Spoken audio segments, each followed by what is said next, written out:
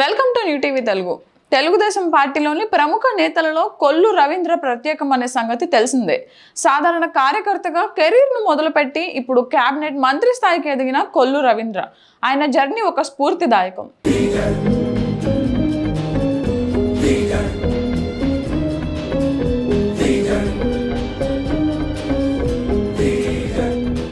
కృష్ణా జిల్లాలో కీలక నియోజకవర్గం మచిలీపట్నం.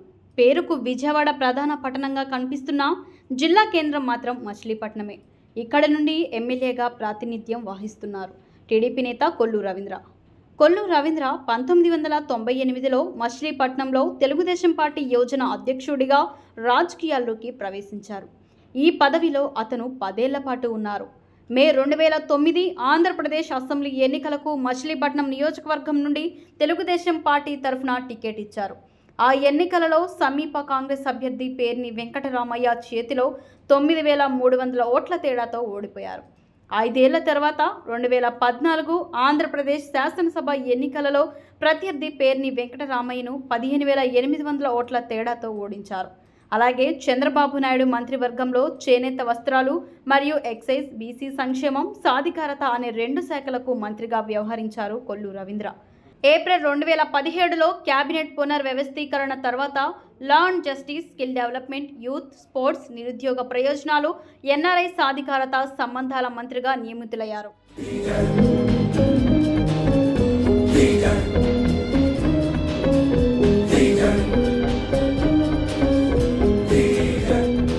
కొల్లు రవీంద్ర ఈ పేరు తెలియని రాజకీయ వ్యక్తులు ఉండరు. మచిలీపట్నానికి కొల్లు రవీంద్ర అనే పేరు ఒక బ్రాండ్ అనే చెప్పాలి. ఆయన మాట తీరు నచ్చిన యూత్ ఉండరు. సమస్య అంటూ వస్తే వెనుదిరగని నైజం ఆయనది. కష్టం అనే మాట వినిపిస్తే సహాయం చేసే గుణం ఆయనది. పార్టీకి ఆయన చేసిన పనులు, ఆయన ప్రజలకు ఆయన చేసిన కృషి, ఆయన చూస్తే ఎవరైనా ఆయనకు సాహో అంటూ జై కొట్టాల్సిందే.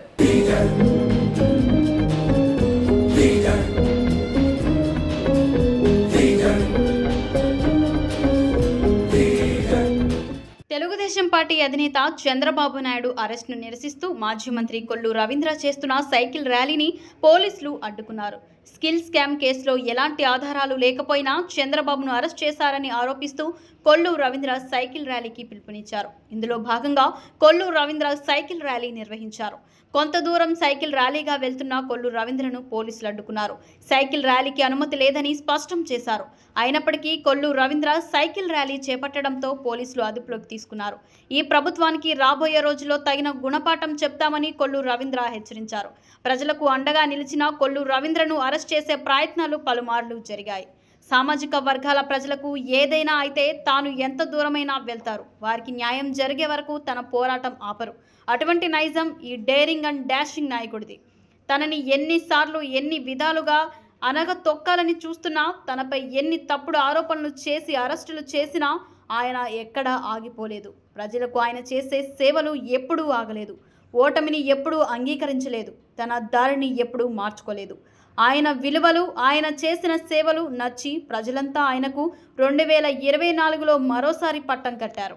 చంద్రబాబు సైతం కొల్లు రవీంద్రకు తగినంత ప్రాధాన్యత ఇస్తూ ఆయనతో అనుబంధాన్ని కొనసాగిస్తున్నారు. అందుకే ఆయనకు ఎక్సైజ్, గనుల, భూగర్భ శాఖలు ఇచ్చి కొల్లు రవీంద్రపై ఆయనకున్న నమ్మకాన్ని చూపించారు. మచిలీపట్నం ప్రజలు సైతం కొల్లు రవీంద్రను ఎంతో అభిమానిస్తారని, ఆయన ఎమ్మెల్యేగా ఉన్న సమయంలోనే నియోజకవర్గం అభివృద్ధి చెందిందని టాక్ ఉంది.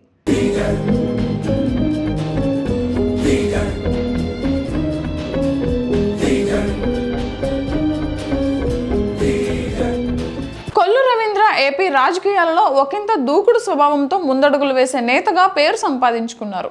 మచిలీపట్నం నియోజకవర్గం నుంచి టీడీపీ తరపున పోటీ చేసిన ఆయన బంపర్ మెజారిటీతో గెలిచారు. అయితే ఇప్పుడు ఆయన చంద్రబాబు కేబినెట్లో మంత్రి బాధ్యతలు సంపాదించారు.